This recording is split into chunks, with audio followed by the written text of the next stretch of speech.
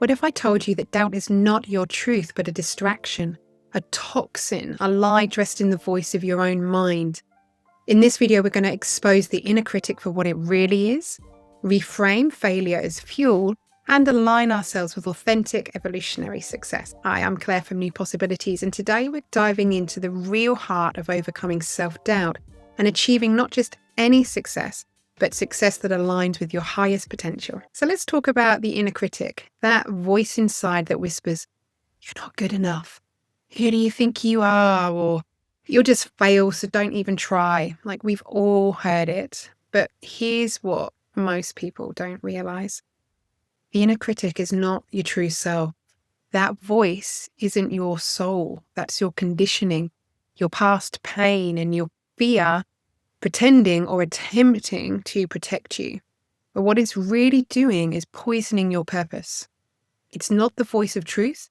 It's the voice of attempted protection, twisted, faulty, painful protection. The inner critic is actually a malfunctioning defense mechanism of the ego. Its job is to keep us safe from pain, but the way it tries to do that is by keeping us small and quiet and hidden. Because if we don't put ourselves out there, if we don't take risks or reach for more, then we don't have to face rejection or judgment or failure. It's the ego saying, if I beat you to it, it won't hurt as much when someone else does. So where does that usually come from? Usually it's rooted in childhood experiences. The times when we've been criticized, judged, shamed by those that we looked to for love and validation. And over time, we internalize those voices, and we learn that if I criticize myself first, then I'm not going to be blindsided. Then I'll be prepared. Then maybe it won't hurt as much. But here's the tragedy. That self-criticism becomes a form of emotional self-cutting. It's like a preemptive strike on our own worth. So we poison our own well before anyone else can touch it. Think about that. You're wounding yourself in the name of protection. This is not strength. This is not wisdom. This is self-sabotage dressed up as safety. The truth is, you don't need that voice anymore. You are not a vulnerable child trying to survive unpredictable adults. You're powerful. You're wise. You're more than capable of protecting yourself in conscious, life-affirming ways. It's time to reclaim your mind and heal that inner relationship. And that means learning to identify the inner critic, not as a truth, but as a survival mechanism that no longer serves you. It means choosing discernment over judgment, compassion over condemnation, and the one I love, curiosity. Curiosity over critique. It's when we disarm the inner critic, we create space for our true inner voice, the voice of intuition, the voice of the soul, and inner guidance to come forward. And that voice doesn't berate or shame you. It guides, it challenges, it encourages. It might be firm in its love and light of the truth, but it's always in service of growth, not punishment. And that's where real worthiness begins, when we stop poisoning our own well and we start nourishing the soil of our self-worth. The inner critic is going to try and convince us that we're not good enough unless we reach this perfect version of success. But real success isn't a fixed point we arrive at. It's a living, breathing journey of growing, stretching, stumbling, rising again as we become more of who we're truly meant to be. Fortunately, we live in a world obsessed with outward success, with profit, prestige, power, glamour. But real success isn't a destination. It's an evolutionary process. It's about actualizing latent potential across all of the domains of our being, the physical, emotional, mental, spiritual domains. And we're here. You're here for more than to chase some arbitrary goal. You have a responsibility to the universal consciousness, or whether you call that God, source, spirit, to become all of who you are, your unique imprint, your gift. That's the medicine that you bring to the world. We're living in this sort of culture obsessed with like fixed, measurable outcomes. The job title, the house, the bank balance, the number of followers or likes. It's often seen as this kind of ultimate indicator of success. Those markers are illusions if it's not rooted in purpose, growth, and contribution. Success is not a destination, it's an unfolding. It's not something you arrive at or check off a list and then you're done. That version of success is static. It's based on comparison and this sort of external validation with other people. And then the moment you achieve it, the mind moves the goalpost again. But evolutionary success, well, that's something deeper. That's where real potency and power lies. It's not about having made it. It's about becoming. Well, actually, the spiritual growth is really a process of unbecoming. It's this process of feeling what we've avoided, healing what's been hurt, and letting go of all of these layers that no longer serve us. So we can uncover the strength and the potential that's been there all along, uncovering the diamond in the rough.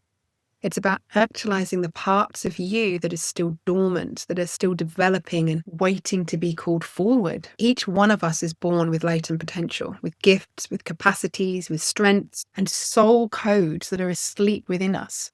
And our real responsibility, not just to ourselves, but to the collective, is to wake these up. You're not just here to survive, you're here to evolve. Physically, emotionally, mentally, spiritually, personally, professionally. And evolution isn't comfortable. You're pushing upstream against resistance. It doesn't come from staying in your lane and repeating what you've already mastered.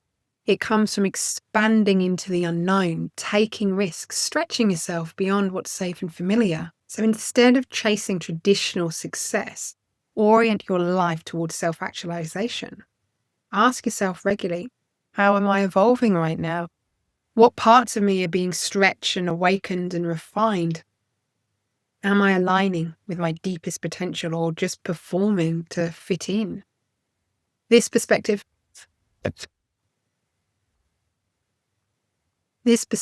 changes everything. Suddenly, failure is not failure anymore. It becomes evidence that you're in the process, that you're growing, that you're daring to live in alignment with your soul, not your ego. When you reframe success in this way, you liberate yourself from that suffocating need to prove or achieve something in order to be enough. You're not climbing a ladder. You're unfolding or unfurling into your truth. And that unfolding, that sacred expansion, that is success. Now, this may sound radical, but you must push yourself to the point of failure. Not because you want to fail, but because the moment you hit your limit, that's where growth begins. That's where evolution kicks in. It's just like training a muscle. Without resistance, you're not going to get stronger. You can't compound success. Success is the child of failure. Every time you fall short, your system adapts, your soul stretches, and your capacity expands. This isn't flailing around or self-sabotage, it's training for transcendence. It's easy to compare yourself to others and fall into that trap of measuring success by someone else's yardstick, but your path isn't about keeping up with the Joneses. It's about becoming the most you version of you that you can possibly be, the authentic you, not the ego. You don't chase success, you align with it. You don't prove your worth, you embody it. And you don't perform for the world, you evolve for the highest good of all concerned. Your motive matters. When your intention is pure, when you strive not for ego, but for excellence, for love, your entire being reorients to support you. So how do you overcome self-doubt in the moment? Well, name the inner critic, call it out, externalize it when that voice kicks in. Thanks, inner critic, but I'm not listening to you today. Shift from judgment to curiosity. Instead of I'm a failure, ask what can I learn here? And reframe failure. Every failure is a stepping stone. Write down your top 3 failures and ask, well, how did this make me stronger? I have failed over and over and over and over again, sometimes spectacularly, sometimes not with any elegance, but in hindsight, it has made me who I am today, and I have grown because of it. If you look back on yourself 5, 10, 15, 20 years ago and say, that's not how I would handle it today, that's evidence of your growth. Set evolutionary goals. Set goals that stretch you beyond your current limits, not to impress others, but to help grow yourself. This is the paradox. You must push yourself, but wisely. You must be relentless and kind. You must be fierce and loving. You must grow, but never at the cost of your wholeness. This is the dance. So overcoming self-doubt, it's not about becoming someone else. It's about remembering who you already are: strong, capable, aligned, destined for something greater than worldly success, evolutionary mastery. So here's your invitation: push yourself, not to succeed, but to fail beautifully, because that's how your soul grows. If this message resonated with you, let me know in the comments. Have you turned failure into fuel? And if you're ready to keep expanding, check out my other video on turning obstacles into opportunities. And until next time, remember, you're not your doubt, you're not your fear, you are a force of nature, and nature always finds a way.